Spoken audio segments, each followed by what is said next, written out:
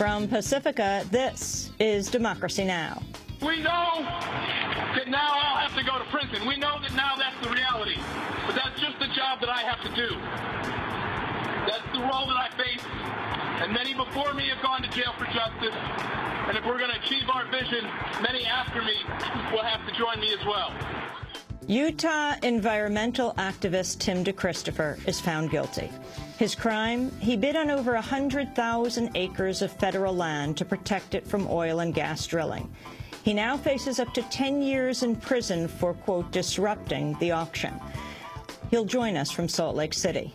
Then a new expose reveals industry pressure has thwarted the EPA from regulating natural gas drilling, known as fracking, for over a quarter of a century. And the Army deploys PSYOPs against U.S. senators.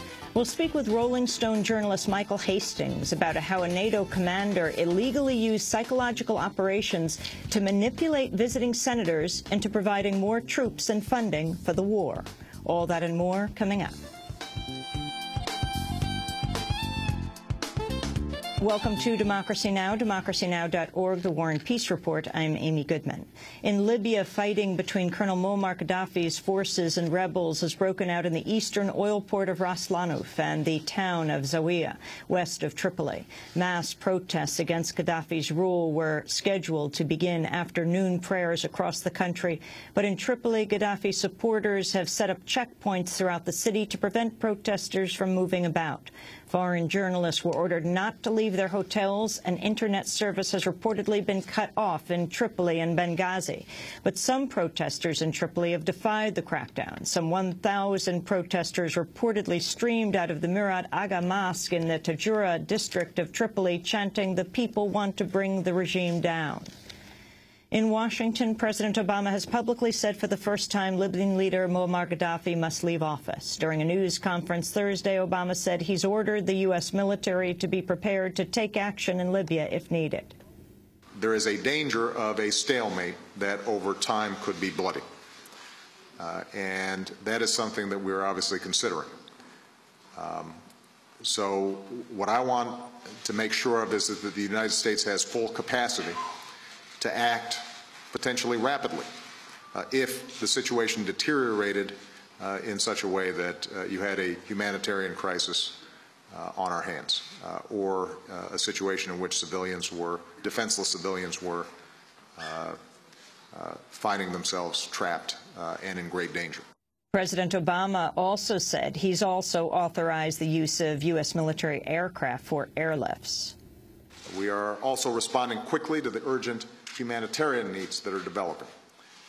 Tens of thousands of people from many different countries are fleeing Libya, and we commend the governments of Tunisia and Egypt for their response, even as they go through their own political transitions.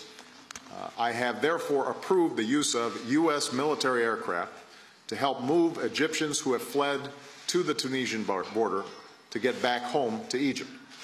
I've authorized USAID to charter additional civilian aircraft to help people from other countries find their way home, supporting the efforts of international organizations to evacuate people as well. Meanwhile, the United Nations is reporting the number of people trying to flee Libya has fallen as heavily armed government forces intensify their pressure on the Tunisian border and on roads leading up to it. Roughly 15,000 people had been crossing the border every day, but on Thursday that number plunged to 2,000. In news from Egypt, leaders of the pro-democracy movement are hailing the resignation of Prime Minister Ahmed Shafik. Shafik was installed by President Hosni Mubarak a few days before he was forced out of office by a popular uprising. Former Transport Minister Assam Sharaf was tapped to replace him. Sharaf spent his first full day in office by visiting Tahrir Square to speak with protesters. The new Prime Minister was carried to and from the stage on the shoulders of people in the square. Sharaf vowed to join the protest movement if he's not able to institute their demands, which include an end to the long-standing emergency law and release of political prisoners and other reforms. Meanwhile, protests occurring across the Middle East following Friday prayers. In Yemen, soldiers killed at least 4 protesters and wounded 7 others during demonstrations in the northern province of Amran. In Saudi Arabia's eastern province, protesters rallied to demand the release of Shiite prisoners that they feel are being held unjustly. The protest comes 1 week after Saudi authorities arrested a prominent Shiite leader who called for Saudi Arabia to become a constitutional monarchy. In Iraq, thousands of demonstrators have taken to the streets to demand economic progress and an end to corruption.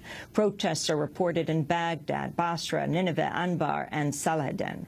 In an attempt to limit the size of the protests, the Iraqi government has banned the movement of vehicles in Baghdad and other major cities, forcing protesters to walk to demonstrations. Today has been described as the Day of Regret, to mark 1 year since the Iraqi parliamentary elections.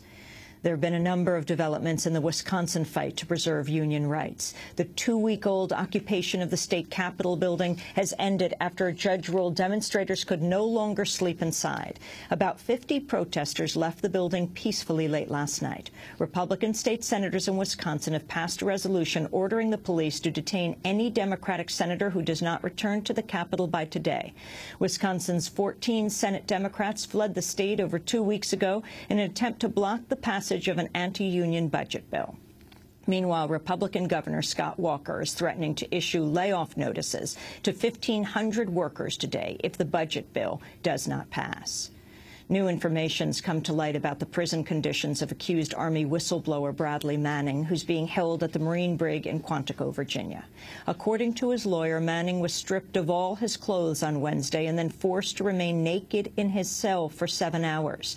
Manning's clothes are returned only after he was forced to stand naked outside his cell during an inspection. Manning's attorney described the treatment as inexcusable and an embarrassment to the military justice system. The incident occurred just hours after the military filed 22 additional charges against Manning for having allegedly illegally downloaded hundreds of thousands of classified U.S. military and State Department documents that were then publicly released by WikiLeaks. One of the new charges, aiding the enemy, could carry a death sentence. On Thursday, WikiLeaks founder Julian Assange responded to the new charges against Manning. They're certainly trying to set an example. One of these charges carries with it the death penalty. And that's a very serious matter. And it will also be a serious matter if that charge is extended from Bradley Manning to other people and to us as the publishers of the alleged material. Global food prices have hit a new record high, rising 2.2% in just the past month. The price of wheat and rice have increased by 70% over the past year, and coffee and sugar costs have also skyrocketed. Fears are growing a civil war could break out in Ivory Coast after 7 female protesters were shot dead Thursday as they called on Laurent Gbagbo to step down as president. The UN says at least 365 people have died since November's election, nearly all supporters of Alassane Ouattara, the internationally recognized winner. Supporters of Ouattara accuse the Gbagbo government of massacring the 7 female protesters.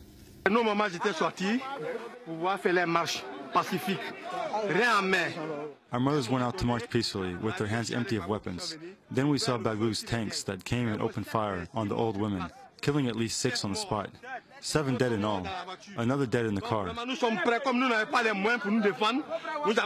We are ready. As we don't have the means to defend ourselves, we managed to prepare some bombs.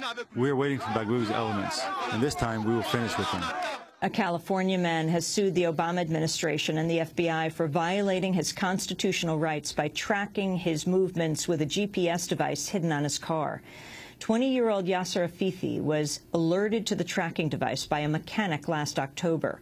The lawsuit accuses the FBI and the Justice Department of violating his constitutional rights by tracking his movements and conducting searches without a warrant. I feel like my rights have been violated as an American citizen and as a student. I don't deserve to be followed or spied on whatsoever. I should be able to travel back and forth freely without being held for 4 hours or interrogated at all. Now, I've already encountered 2 employers who have had to think twice before hiring me and have denied me the job due to this very incident. Now, I'm not starting a fight, I'm just asserting my rights. And I hope that no one else has to go through this nonsense after me. Secretary of State Hillary Clinton has surprised many in Washington after she praised the news programming on Al Jazeera, while she criticized the over-commercialization of news programs in the United States. Speaking before the Senate Foreign Relations Committee, Clinton said the United States is losing the information war. Viewership of Al Jazeera is going up in the United States because it's real news. You may not agree with it, but you feel like you're getting real news around the clock instead of a million commercials and, arguments between talking heads and the kind of stuff that we do on our news, which, is not particularly informative to us, let alone foreigners. While Al Jazeera English is broadcast to more than 200 million homes around the world, it's hardly available in the United States due to what critics have described as a media blackout by U.S. cable and satellite providers. And at the University of California, Berkeley, students took over part of Wheeler Hall Thursday to protest cuts to public and higher education. 8 students chained themselves to the ledge on the building's 4th floor. And those are some of the headlines. This is Democracy Now!, democracynow.org, The War and Peace Report. I'm Amy Goodman with Juan Gonzalez. And welcome to all of our listeners and viewers around the country and around the world.